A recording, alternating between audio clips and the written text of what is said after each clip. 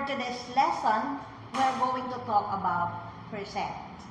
When we speak of percent, it means for every 100. Percent come from the Latin word per cento.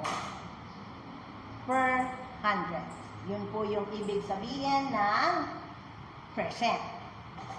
Mayroon po tayong ginagamit na symbol when we talk about percent. And this is the symbol. Yan. This is read as percent. Yan symbol na yan. Ito po sample na ito, mayroon po siyang 100 boxes.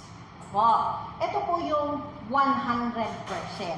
Huwag niyo po munang titingnan yung may color or the shaded part and the unshaded part. When we say shaded, yun po yung may ganito. Nakashade siya. Unshaded, ito naman walang kulay. Okay. This is example of 100%. Ang tingnan po muna natin yung red na kulay. Ilan ang shaded part, ilan ang unshaded part. Red lang ha. Kunyari itong green at saka mga blue. Kunyari yan sila, ganito ang kulay. Ito lang ang may kulay na tinitingnan natin ngayon. The rest, unshaded part. Meaning, wala siyang shade. Unshaded diba? So, red lang muna ang ating pinag-aaralan ngayon dito sa part na to. Ilan ang may shade na red? Bilangin natin ha. 1, 2, 3, 4, 5, 6, 7, 8, 9, and 10. So, 10 ang shaded part. So, 10 out of 100. Paano siya basahin? 10%. Paano siya isulat? 10%. Kasi ito yung symbol. Ilan naman ang unshaded part? Kung 10 ang shaded, sa 100, ilan ang unshaded? Very good. 90 ang unshaded parts. So, 90 out of 100. Paano siya basahin? 90%. Paano siya isulat? 90%. Using the symbol, yun po ang nagpapakita na siya ay 90%. Did you get it? Yes. We're just talking about the color red. Okay? Let's try yung green naman na kulay. Itong red, unshaded na.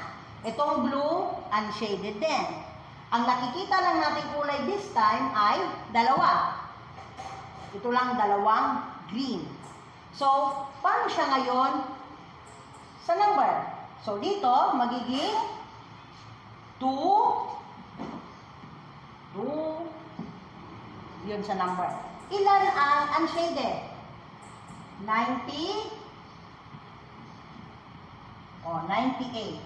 Diba? 98 plus 2 ay 100. So, dalawang green. Paano naman siya kukumpare natin siya doon sa lahat? 2, kasi ito lang green. 2 out of 100. Ang unshaded, 98 out of 100. Okay? Paano siya isulat?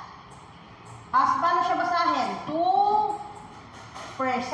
Paano siya isulat? Lalagyan lang natin siya ng percent sign or percent symbol. Okay? Ang unshaded naman, 98%. Paano siya isulat? 98%. Okay po ba? Okay, madali lang, di ba? Next. Kuha na natin yung percent ng kulay green, then kulay red. Ano naman ang sunod? Yes, we go for the blue one. O, eto, walang kulay. Unshaded sila lahat. Ang nakikita lang natin this time ay yung kulay blue.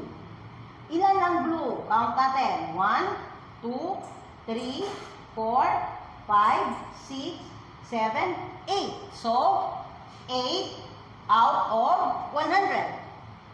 Ang unshaded, 92 out of 100. Very good. Paano isulat? 8%. Ganito. 8. Tapos percent. Paano siya basahin? Pag isulat siya, 8%. Ang shaded part ng blue in that picture. Paano naman siya isulat? Unshaded, 92%. Okay po ba? May tanong? O wala, madali lang sa percent. Okay. Next. Percent is expressed in two ways. Pwedeng symbol, katulad kanina. Pwede ring word. Yun po yung sinasabi ko dito kanina. Diba? Yan ang ating sum up. So, let's try this example. Tingnan natin kung iyong natatandaan ang pagsulat at pagbasa ng percent. Let's try the red one. Ilan nga ito lahat? Nang wala pang kulay? Yes, this is 100. 100 yung boxes. So, tingnan natin yung sa red. Kung ilan? 1, 2, 3, 4, 5, 6, 7, 8, 9, 10, 12, 13, 14, 15, 16, plus 10, that is 26 ang red.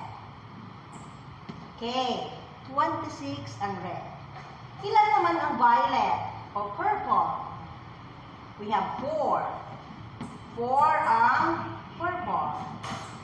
Okay, next, we have the orange one. Ilan? 1, 2, 3, 4, 5, 6, 7, 8, 9, 10, 11, 12, 13, 14, 15, 16, 17, 18. Orange. And blue. 2, 4, 6, 8. 8 ang blue. It is blue-green. No? Blue na lang ilagay natin. Okay.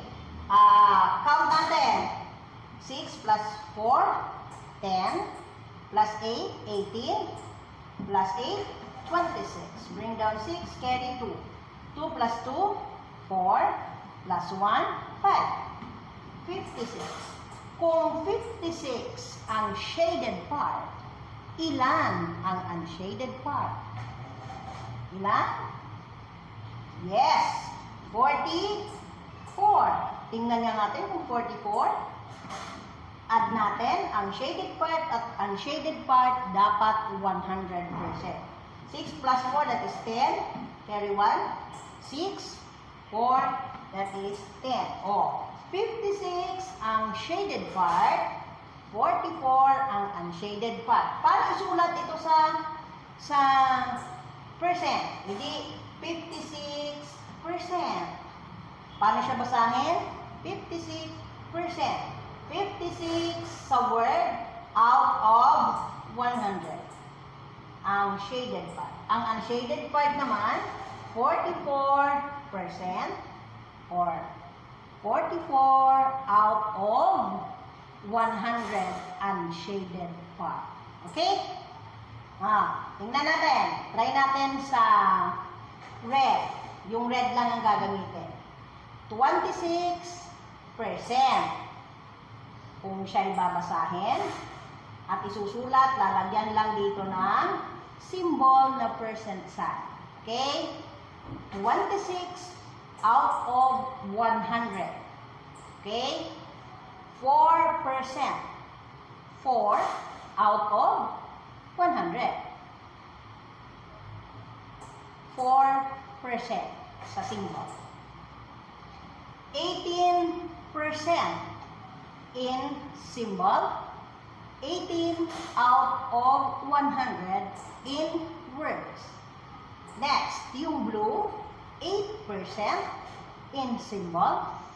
8 of 100 in breaks. That's very easy. Do you have any question? Okay, very good. There is no question. If there is no question, that's it for today. Tomorrow we will be having another lesson, pero may kinalaman pa rin ang percent doon sa lesson natin. Bye!